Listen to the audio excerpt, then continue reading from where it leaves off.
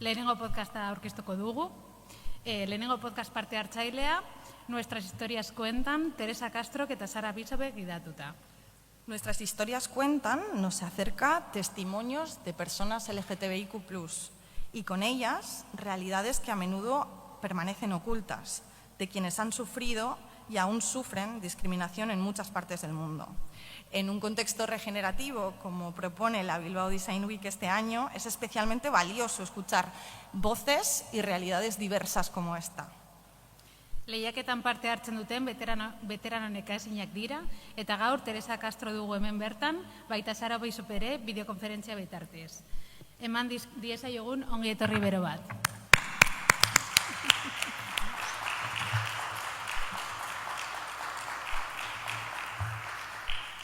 Bueno, me he adelantado un poquito a subir porque ya estaba tan nerviosa que no podía con mi alma. En fin, arratsaldeon, eskerrik asko guztioi etortzeagatik. Muchas gracias por venir a todos, todas y todes. Yo soy Teresa Castro, como me han presentado las compañeras, y en línea está Sara Bishop, que todavía no la vemos, pero ahora la veremos, mi compañera Sara. Ahí la tenemos. Bueno, nuestro podcast, el que hemos presentado al concurso, no es un podcast de conversación. Entonces, para hacerlo en directo era un poco complicado, pero bueno, hemos hecho algo parecido porque en el podcast que hacemos solo se escucha la maravillosa voz de Sara. Eso habla desde el cariño, he de decir, ¿eh? No, hombre, es que nada que ver. Mi voz no se escucha y se escucha la suya, porque como han dicho, nuestro podcast son reportajes en profundidad sobre realidades de personas LGBTIQ+, ¿vale? La G la dejamos fuera. No sabemos por qué. A ver, la cosa es que tenemos testimonios de mujeres, entonces evidentemente la G pues, es parte de nuestro colectivo, pero nosotras queremos que nuestras historias cuenten, porque parece que es bastante más habitual escuchar testimonios de hombres gays. Entonces, pues las sáficas existimos, las mujeres trans existen y queremos pues darles voz, que se nos escuche un poquito. Entonces, bueno, para que este podcast se pareciera un poquito a lo que hemos presentado al concurso, y como hablamos de realidades de personas del colectivo LGBTQI+, pues por una vez mi voz se va a escuchar en este podcast, por una vez voy a ser la protagonista y Sara me va a hacer una entrevista. ¿Qué os parece? Vamos a hacerte famosa. Bueno, pues eso, que me va a preguntar unas cuantas cosas y vamos a hablar del sexilio como tema fundamental, pero bueno, pues empezamos, no sé, yo estoy encantada de ser la protagonista, venga. Y es que siempre hago yo las entrevistas, entonces... Estar en el otro lado también tiene lo suyo. Está guay. Como os decía Teresa, vamos a hablar del sexilio, que es un término bastante reciente. El término está acuñado en 1997, que para mí ha sido antes de ayer, aunque ya haga casi 30 años, es antes de ayer, y está acuñado por el sociólogo puertorriqueño Manolo Guzmán y describe el fenómeno por el cual las personas del colectivo LGTBIQ+, aquí sí vamos a decir la G, se ven forzadas a abandonar su pueblo o ciudad debido a la discriminación que sufren en su entorno. Entonces, como tenemos aquí a una protagonista del sexilio, alguien que lo ha vivido en sus carnes, queríamos saber, lo primero, ¿cuándo te haces consciente de que eres parte de este sexilio? ¿De qué formas parte de esta historia? Vale, pues para mí, en realidad, siempre he sabido que me tenía que marchar. Pero sí que es verdad que, como bien has dicho tú, el tema del concepto del sexilio como tal, como es un término nuevo, pues no he sido consciente hasta que en el 2023 Samuel, mi amigo Samuel, mi amigo fotógrafo, me propuso hacer un proyecto multidisciplinar de foto y audio. Él hacía fotografías y yo entrevistas a personas que han sufrido el sexilio, pero realmente yo ya sabía que me tenía que marchar, pero bueno, podemos hablar de eso más adelante. ¿A ti qué te pasa exactamente para dar este paso? ¿Cuándo dices me tengo que ir? Vale, voy a hacer un resumen corto, aunque Sara me ha permitido en este apartado de la entrevista alargarme un poco, pero es que si os cuento toda mi vida va a ser un poco complicado, entonces voy a intentar resumir. Vale, yo nací en San Sebastián, en Donostia, San Sebastián, pero por razones familiares con 12 años nos tuvimos que trasladar a Palencia, Castilla y León, que es de donde es mi madre. Y yo he vivido en Palencia desde los 12 hasta los 23 años. A los 19 años empecé mi primera relación con una amiga. Esa relación, estamos hablando del año, he apuntado el año porque es que no me acuerdo, que lo sepáis. Estamos hablando del año 87, o sea, hace 1000 millones de años. Entonces, empecé una relación con una amiga, que fue mi novia a partir de ese momento, pero una relación a escondidas. Estamos hablando del año 87, repito.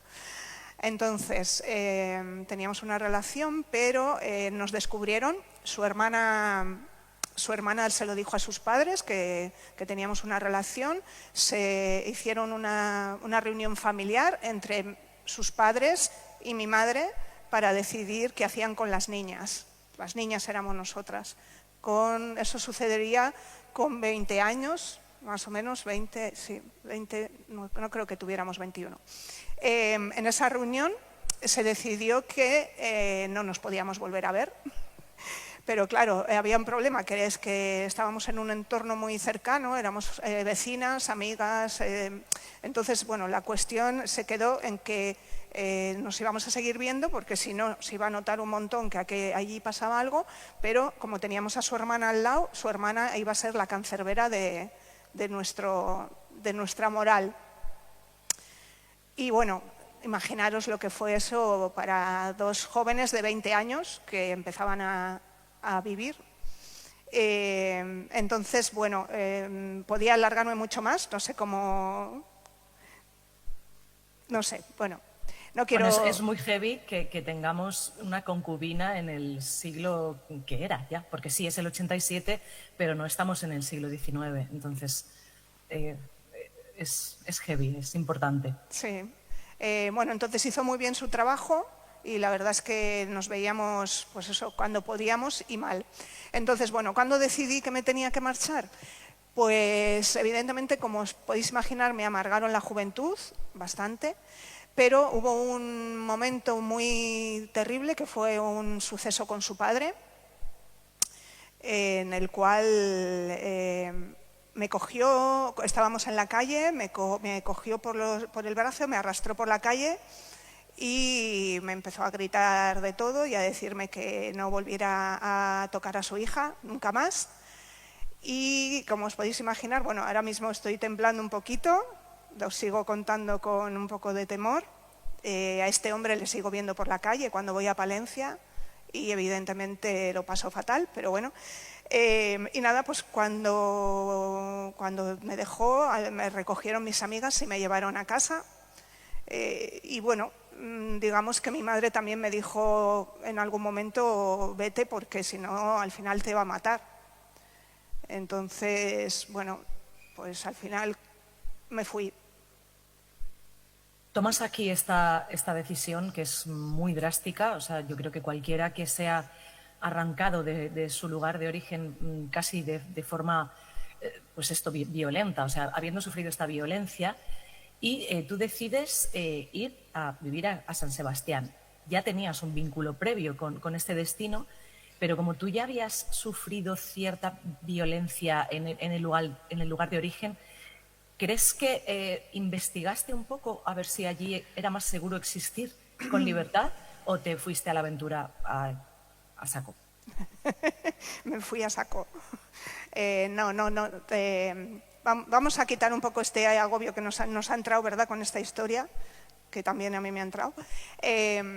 A ver, yo me volví a San Sebastián primero porque tenía recuerdos de mi infancia y tenía parte de mi vida, pero debo decir que no, como os he dicho al principio, yo no era consciente de que existía el sexilio ni que me iba.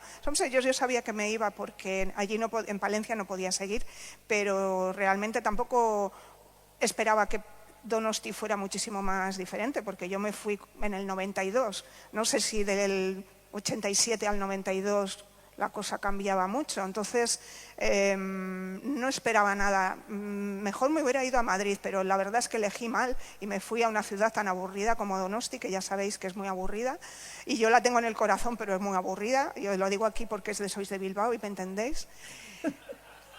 Claro, que yo sé lo que son las fiestas de Bilbao y lo que son las fiestas de Donosti, vamos, o sea... Entonces, bueno, pues no iba con ninguna expectativa, la verdad, iba simplemente a poder vivir un poco más libre. No esperaba encontrar ninguna respuesta. O sea, que más que por el destino era porque allí no te conocían y podías ser. Eso es, porque empezaba de cero relativamente y porque tenía ciertos apoyos, pero podía desarrollarme en libertad, en principio, aunque bueno, no, pero bueno.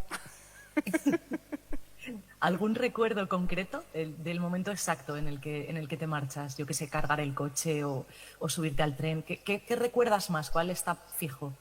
Vale, yo lo que más recuerdo, la verdad, si os digo la verdad, es la tristeza de dejar a mi madre, porque en realidad yo en casa estaba muy bien.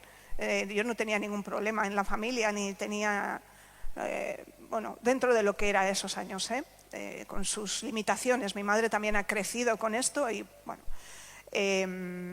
pero lo que más recuerdo es la tristeza y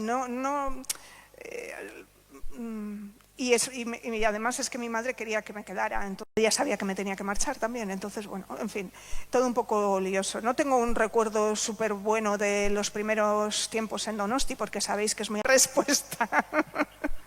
Ese es, yo creo que sí. A ver, hay mucha gente, supongo, por allí que no te conoce. Yo, como tu amiga, sé que eres bastante introspectiva.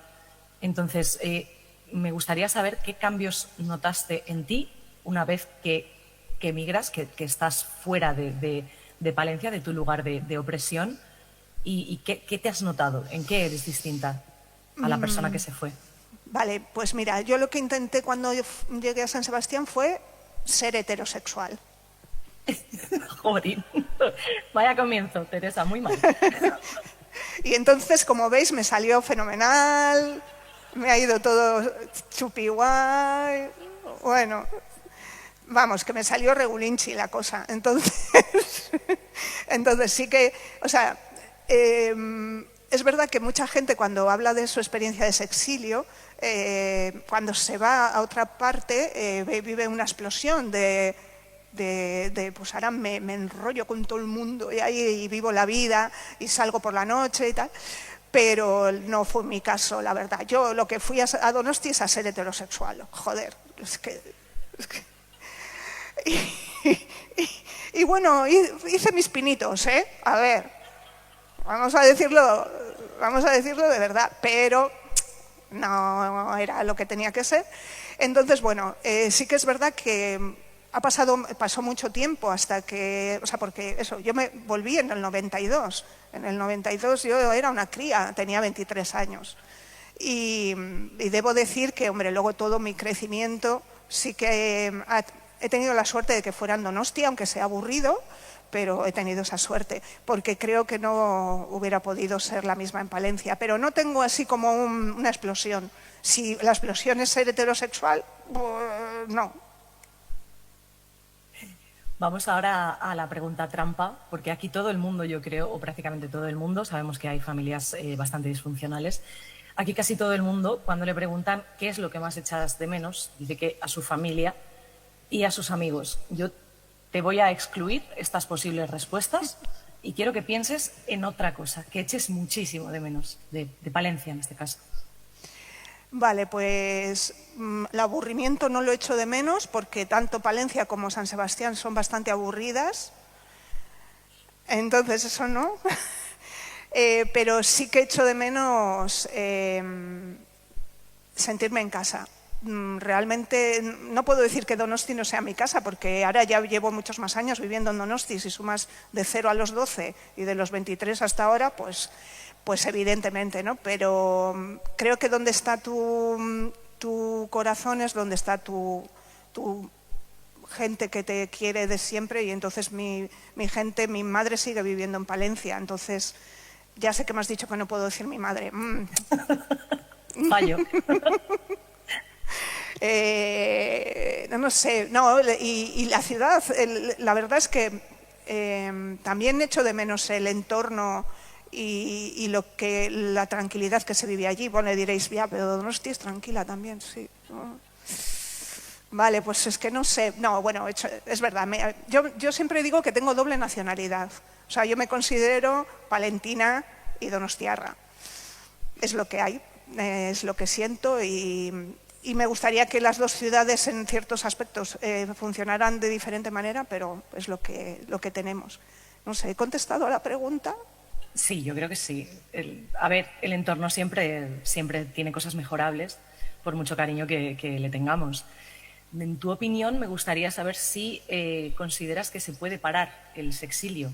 O sea, que si realmente este éxodo hay alguna clave que hiciera falta para que las personas del colectivo pudieran existir tranquilas donde nacen por elección. Ostras, qué pregunta, chavala? Ostras. Bueno, yo creo que al final todo depende un poco de la educación. Creo que tenemos que educar a la sociedad y a la sociedad, no sé, a todo el mundo, ¿no? Creo que es muy difícil cambiar lo que tenemos sin poner las bases de las nuevas generaciones. Entonces, ¿se puede parar el sexilio? Creo que se puede parar una parte del sexilio. Evidentemente se puede parar las agresiones, el hecho de que te tengas que marchar porque allí sabes que no puedes estar, ¿no? Pero claro, todo el mundo quiere a lo mejor mejorar y vivir otras experiencias, y entonces eso lo puedes juntar como... Me estoy liando mucho, lo sé, no estoy contestando nada, también lo sé. Sí, a ver, estás contestando. O sea, yo creo que la educación como pilar básico es clave. Quizá también algún tipo de restricción de algo que parase este tipo de violencias que sufre la gente del colectivo tan a menudo.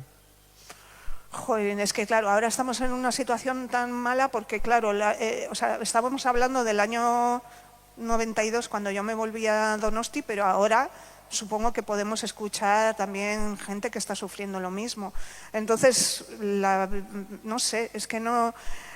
tenemos tanto por hacer, creo que la sociedad ha avanzado, pero tiene que seguir avanzando mucho más, y las familias tienen que estar más concienciadas para que la gente pueda ser ellos mismos, ellas mismas en sus entornos habituales. De hecho, ahora que hablas de los avances, en España la Ley 4/2023, conocida como la Ley Trans, sí reconoce el fenómeno de sexilio en su artículo 74 como el abandono del lugar de residencia por motivos relacionados con la orientación sexual y o identidad de género. ¿Y este hecho, esto de que aparezca fijado en una ley, cambia algo? ¿Mejora en algo las condiciones de las personas del colectivo en sus lugares de origen? Vale, antes de contestar a esta pregunta le voy a pedir a nuestro técnico, que se me ha olvidado el nombre, que nos ponga la presentación, que estaba mirando el móvil. Ahí va la presentación. Pues bueno, la ley. Pues siempre es muy importante que existan leyes. Creo que las leyes ayudan a que la sociedad avance, pero las leyes solo están sobre el papel. Entonces pienso que la ley hay que aplicarla. El hecho de que aparezca el término sexilio definido en la ley me parece un avance. Es verdad que también se dice en esa ley que tiene que haber, digamos, estudios sobre qué ha supuesto el sexilio para las personas del colectivo y para los entornos, porque es verdad que perdemos muchísimo valor humano. Todas estas personas que están saliendo en la pantalla se fueron, algunas han vuelto, pero en una comunidad como es Castilla y León, que tiene ese problema de ser una de las partes de la España vaciada, la verdad es que es una pena que todo este valor humano tenga que abandonar sus lugares de origen para ser quienes son. Entonces, la ley me encanta. La ley nos protege, no solo porque nombra el sexilio, sino que ya se estipula lo que son los delitos de odio contra el colectivo, pero tenemos que aplicarla. Entonces, eso a lo mejor nos cuesta un poquito más. No Sí, sé. es casi un primer paso, este reconocimiento de que existe esta problemática, pero ahora hay que seguir trabajando, supongo. Eso es. Y nada, pues estamos viendo las imágenes del proyecto del sexilio, que os lo he comentado antes, que bueno, ha sido un proyecto muy guay, hemos conocido muchísima gente y bueno, se han prestado tanto a estas fotografías como a las entrevistas que podéis ver he dejado unos folletitos en la mesa donde podéis leer el QR o encontrar, bueno, al final saldrá también el QR si queréis. El proyecto lo he hecho con Samu, mi amigo Samu, que fue el que me lió con estas cosas. Y bueno, como veis hay un montón de personas y otras muchas que no hay foto, pero que sí hay entrevista. Y está fundamentalmente centrado en Castilla y León, pero bueno, pues esto lo podemos extrapolar a un montón de sitios. Bueno, vamos a ir terminando ya porque tenéis un programón con un montonazo de cosas y no queremos coparlo demasiado. Y para terminar me voy a poner súper lapidaria. Te voy a pedir que elijas entre 3 palabras y me dices cuál de las 3 te define mejor el sexilio. La primera palabra es condena, la segunda palabra es supervivencia y la tercera palabra es regeneración. Está dada con truco. Un poquito, siempre. Bueno, pues yo creo que regeneración, sin duda, porque al final cuando tú vas a otro lugar, vives en otro espacio, te buscas la vida de otra manera, te buscas cómo, ¿no? Cómo volver a recolocarte, y eso es regenerarse, ¿no? Y además, como estamos en el tema de la regeneración, ¿no? Pues creo que sí, que esa es la palabra. Bueno, pues yo creo que por nuestra parte hasta aquí. Queremos agradecer a Tracking toda esta oportunidad de participar en directo, que es una experiencia genial, aunque yo esté en mi cabaña perdida y Teresa sea la valiente, la que pone ahí el corazón y el cuerpo. Y bueno, no sé, Teresa, ¿quieres comentar alguna cosita más? Sí, quiero que me vuelvas a poner la presentación, por favor. ¿Me vuelves a poner la presentación? ¿Vale? Mientras termino de despedirme. Vale, yo os quería dar las gracias por estar aquí, a Tracking Bilbao especialmente por habernos invitado. Muchas gracias. También quería recordaros que si os ha gustado este podcast, que aunque ya sabéis que no es el mismo formato, podéis escucharnos en Inau Radio, que lo podéis escuchar en todas las plataformas de podcast. En Inau Radio somos mujeres sáficas que hablamos sobre la cultura que nos atañe, digamos, hablamos de películas, hablamos de música, tenemos programas de todo tipo y dentro de ese programa están Nuestras Historias Cuentan. Quería que terminaras de ver todas las fotos y además aquí está el QR, al final creo, está el QR en el que podéis ver las entrevistas. Llegará en un momento, porque además está mi foto, quería que se viera mi foto. Claro, es que no se ha visto mi foto. Vamos a ver. ¿Cómo te vamos a hacer famosa sin la foto? Exactamente, Jolín, que se ha ido ya. ¿Por qué se va cuando llega mi foto? Se ha ido. ¿Qué ha pasado con la presentación? No sé, tenemos un problema técnico. Ya sé que queréis que me vaya ya, pero hasta que no veamos mi foto... O sea... No sé, hay un problema técnico, Sara. Esa es mi foto. ¿Veis qué maja hay con mi esto? Pero espera, que sigue más la presentación. Pero ya se termina. Solo para el QR, ¿vale? De todas maneras, eso, tenéis los folletos en la mesa, podéis cogerlos libremente. Pero bueno, en el QR estaría bien que se quedara un poco el QR. ¿Le puedes dar para atrás? Porque justo estaban intentando leerlo. Bueno, es igual, que hay folletos en la mesa. Venga, me voy.